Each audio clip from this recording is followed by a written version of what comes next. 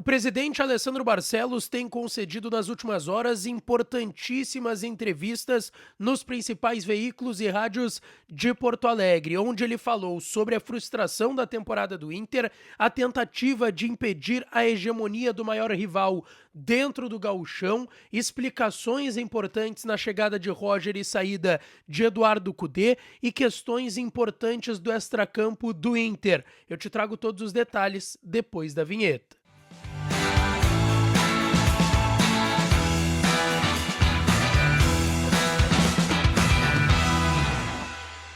Fala, minha rapaziada, sejam bem-vindos a mais um vídeo aqui no canal e a gente vai repercutir pontos importantes e chave daquilo que vem sendo dito pelo presidente Alessandro Barcelos. Antes, não te esquece de deixar o teu like no vídeo, te inscrever no canal e ativar o sininho das notificações por aqui. É claro que esse conteúdo e todos os outros têm o apoio de KTO, kto.com, onde a diversão acontece, código DIAS, pra tu ganhar uma bela free bet de 20% e sair brincando lá na KTO.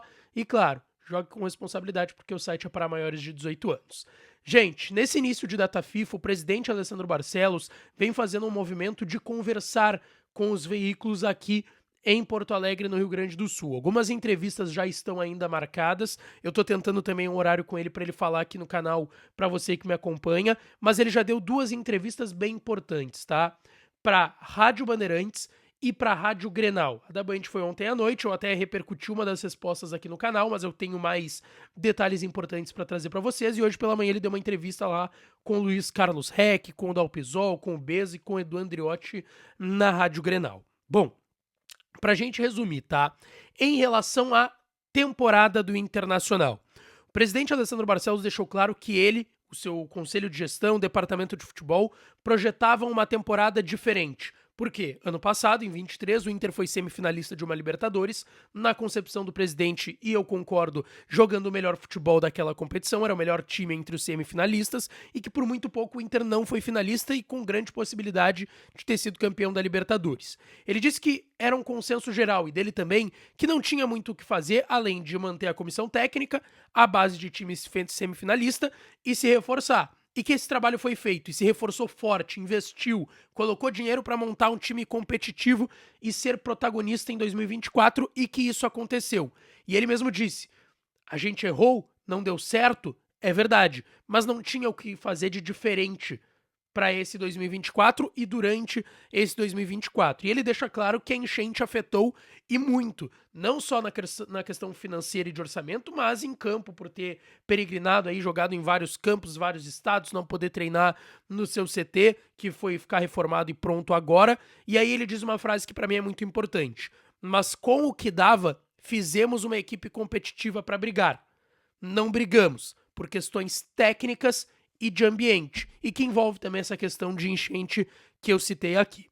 Agora, a gente sabe, o Inter briga por uma vaga na próxima Libertadores, isso é dito claramente também pelo presidente, e ele deixa claro que para o início de 25, o primeiro objetivo é voltar a ganhar o Gauchão, como já foi agora para 2024 e acabou não acontecendo porque o Inter caiu nos pênaltis para o Juventude na semifinal dentro do Beira-Rio. E ele disse que o Gauchão do ano que vem é muito importante para voltar a vencer o regional, que o Inter não vence desde 2016, e também quebrar a hegemonia do rival, a hegemonia do Grêmio. O Grêmio já tem 7 títulos de gauchão seguidos. Se vencer ano que vem, vai ser o 8º e vai pro octa, que é uma marca do Internacional. O Inter é o único octa até hoje no estado do Rio Grande do Sul. E o Grêmio pode colar no Inter e também ser octa. E aí é uma marca muito importante que o Inter não quer deixar que aconteça. Ele não quis falar em obrigação de ganhar o gauchão, mas de uma responsabilidade por esses fatores que eu apontei. E ele disse que não vai encarar o gauchão com um time reserva para priorizar outras possibilidades. Não, vai jogar a Vera, vai jogar seriamente o gauchão e botar time titular sim. Em relação a questões financeiras, tá? O presidente deixou claro que sempre que se vende jogadores num clube da realidade do Inter, é sim para pagar contas, seja de folha salarial ou seja para manter o clube no dia a dia. Ele deixou isso muito claro. E ele também explicou que hoje o trabalho é de redução de custo de folha salarial, que hoje a gente sabe que o Inter já passa um pouco ali dos 14 milhões de reais pagos mensalmente, e eu tô falando só de folha salarial do grupo masculino profissional. Muitas vezes a gente ouve, pô, Lucas, o Inter tem um custo de futebol de 30 milhões. Isso é custo do futebol.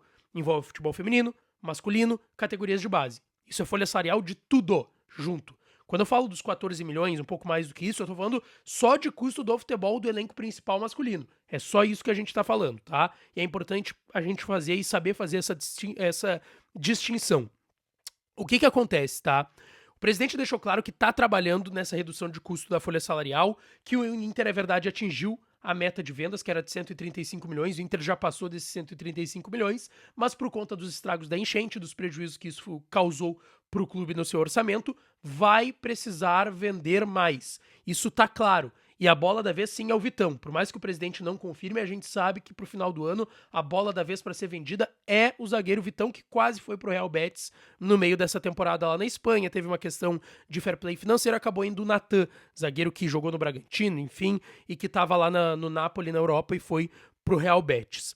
Ele também deixou claro que ele não recebeu nenhum apoio governamental até o momento em relação às enchentes. Só aquele apoio da CBF de 7 milhões de reais com custos de logística extraordinária que o Inter teve durante as enchentes. E sobre essa questão que eu falei de redução de folha, enfim, ele também deixou claro que o Inter teve outras possibilidades de venda. Só que foram propostas que chegaram na reta final dessa janela de meio de ano, e aí fecha a janela, não deu tempo nem de negociar de forma decente mesmo por conta do curto período, do curto prazo, e aí essas propostas morreram, mas podem ser que elas retornem aí pro final da temporada, e o Vitão a gente sabe que é uma delas, mas o presidente deixa claro, propostas, no plural. Tiveram outras propostas, mas não deu tempo pelo fechamento da janela e pode ser algo que seja retomado, quem sabe, no final do ano. Citou que ele ouviu muitos elogios de pessoas do mercado do centro do país em relação aos valores que o Inter sempre fez as suas vendas nessa gestão dele, e isso também é importante da gente ressaltar aqui.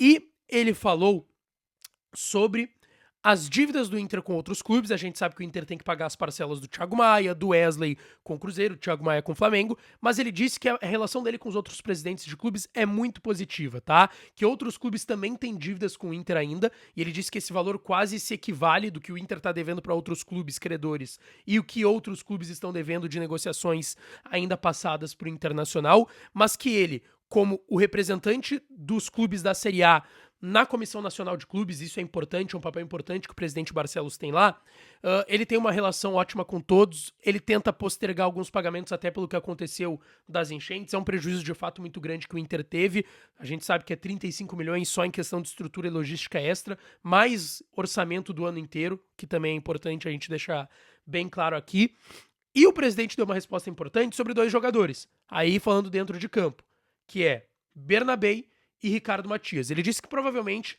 nas próximas semanas teremos novidades positivas, a gente já trouxe a informação aqui, o Inter tem uma renovação encaminhada com o Ricardo Matias, ele tem contrato até meio do ano que vem, na virada do ano poderia assinar um pré-contrato, mas o Inter tinha uma cláusula de renovação automática até meio de 26 e ainda vai renovar mais 2 anos além disso, até 2028 com o garoto, tá?